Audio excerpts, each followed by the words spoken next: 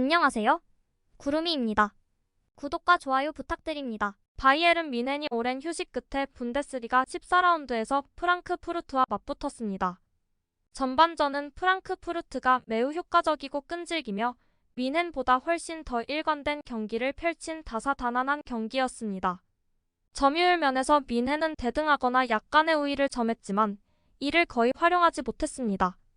반면 토프멜러의 팀은 결정적인 순간마다 공을 소유했고 바이에른의 실수들이 3대1 전반 패배에 기여했습니다. 특히 공격진은 케인, 슈퍼모팅, 사네의 활약이 미미해 이렇다 할 공격 기회를 잡지 못했고 전반 12분, 31분, 36분에 실점한 끝에야 44분경 키미의 추격골이 나왔습니다.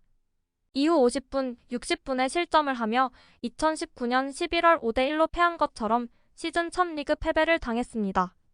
스카이에서는 바이에른의 수비수 마즈라위는 극도로 좋지 않은 모습을 보였고 효과 없는 투엘의 교체술과 우파메카노의 실수를 지적했습니다.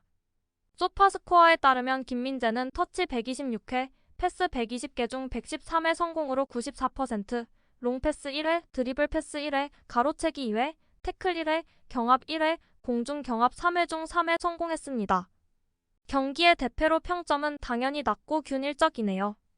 마즈라위는 시작하자마자 무리하게 끌려 내려갔고 재앙이 닥쳤습니다.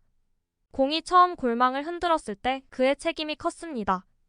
오른쪽에서 올라온 크로스를 클리어링하려다 안타깝게도 공이 차이비의 발에 맞고 말았습니다. 첫 번째 공은 크로스바 아래쪽을 맞고 나왔지만 마르무시에게 향했고 마르무시는 얼음처럼 차가운 정확성으로 득점했습니다. 다른 실점 상황에서도 너무 멀거나 너무 느렸습니다. 우파메카노는 계속해서 등장했지만 긍정적인 장면은 아니었습니다. 수비가 흔들렸고 우파메카노는 그 한가운데에 있었습니다. 첫 번째 골을 내줄 때는 너무 멀리 떨어져 있었고 두 번째 골을 내줄 때도 춤을 췄고 세 번째 골을 내줄 때는 비틀거렸으며 네 번째 골은 부주의로 소유권을 잃은 후 전적으로 그의 책임이 되었습니다. 잊을 수 없는 하루였습니다. 김민재는 동면 상태에서 경기를 시작했습니다. 첫 골을 허용했을 때 자신을 포함한 수비진 전체가 잠든 상태였습니다. 크나우프에게 너무 늦게 들어와 이날 경기의 첫 옐로카드를 받기도 했습니다. 프랑크푸르트가 2대0으로 앞서기 전에 김민재가 마르무시에게 볼을 뺏기면서 상황은 더욱 악화되었습니다. 옐로카드를 받은 한국 선수는 팀 동료들과 마찬가지로 반응이 매우 느려졌습니다. 데이비스는 40초 만에 처음으로 공을 뺏기며 전반전 내내 불안한 모습을 보였습니다. 1대0이 되기 전을 포함해 여러 차례 크로스가 그의 측면으로 들어왔고 두 번째 골이 터지기 전에는 스스로를 내줬습니다. 마테우스와 하마는 스카이를 통해 바이에른의 패배에는 긴 휴식이 독이 되었다고 합니다. 프랑크푸르트에서의 5대1 패배는 분데스리가의 폭탄이었고 내일 헤드라인을 읽고 싶습니다. 디펜딩 챔피언에게 다소 긴 경기 간격은 준비에 독이 될 수 있습니다. 리듬이 없는 것은 바이에른에게 좋지 않습니다. 바이에른은 9일에서 10일 동안 훈련할 시간이 생겼었습니다. 하지만 이렇게 긴 휴식은 오히려 도움이 되지 않을 수도 있습니다. 리듬이 가장 중요합니다. 오늘은 그런 리듬이 없었습니다. 지금까지 리그 결과가 좋았으니 선수들을 탓할 수는 없습니다. 오늘 리그 경기에서 첫 패배를 했습니다. 경기력은 종종 지배적이지 않았고 경기 장악력도 FC 바이에른에게 기대하는 것과는 달랐습니다. 지난 몇 주, 몇 달 동안의 경기를 생각하면 패배한 것은 놀랍지 않지만 패배한 방식은 놀랍습니다. 투엘 감독은 경기 후 패배에 대한 책임을 통감하며 패배에 대한 설명을 했습니다. 우리는 질만했어요. 이상한 경기였습니다. 우리가 골 예상 득점값에서는 이겼지만 프랑크푸르트가 오늘 모든 것을 다 했어요. 우리는 잘 뛰지 못했지만 점수는 약간 이상했습니다. 우리는 많은 논쟁이 없습니다.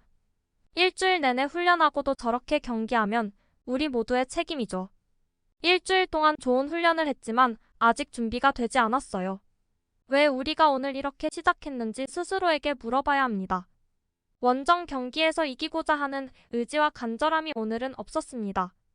우리는 상황의 위험성을 과소평가했고 초반의 경기를 완전히 내줬어요. 하지만 저는 우리 팀에 대한 믿음이 있습니다.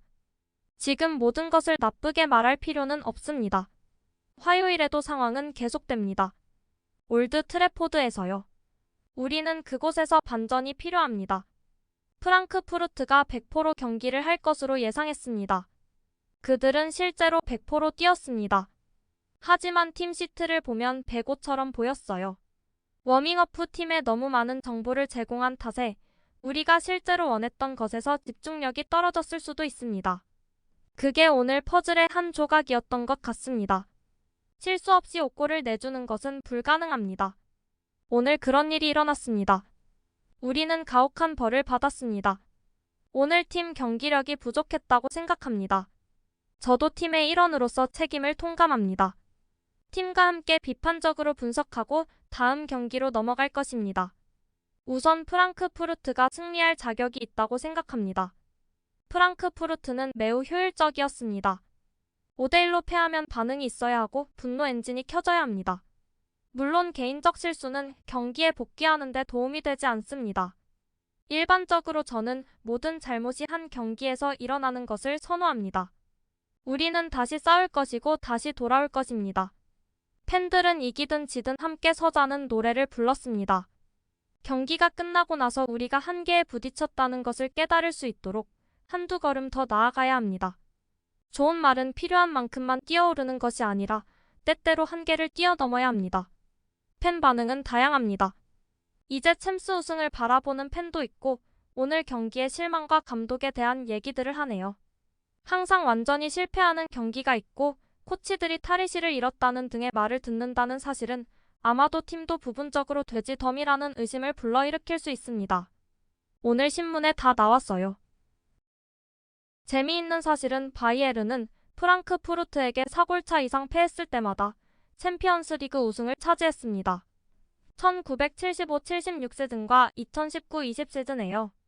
아인트라흐트를 상대로 5대1로 대패한 투엘로서는 내일 레버쿠젠이 어떻게 경기를 하느냐에 따라 상황이 달라질 것 같은데요. 나겔스만은 알론소가 이끄는 레버쿠젠의 2대2로 비긴 후 경질되었습니다. 투엘은 며칠 전 자르브리켄에게 벽에 부딪힌 후 프랑크푸르트를 상대로 5대1 대패를 했습니다. 오늘 프랑크푸르트에서 그렇게 져서 정말 짜증나네요. 팀이 오늘 경기하기 싫었던 건가요? 아니면 무슨 일이 있었던 건가요? 패배에 대한 책임은 감독 혼자가 아니라 모두에게 있습니다. 저는 이 팀에 실제로 무슨 문제가 있는지 이해가 안 돼요. 또한 저는 몇 가지 답변, 실제적이고 진실된 답변을 원합니다. 왜냐하면 뭔가 큰 일이 분명히 잘못되었기 때문입니다. 구독과 좋아요는 제작하는 데 큰 힘이 됩니다. 감사합니다. 다음에 또 보아요.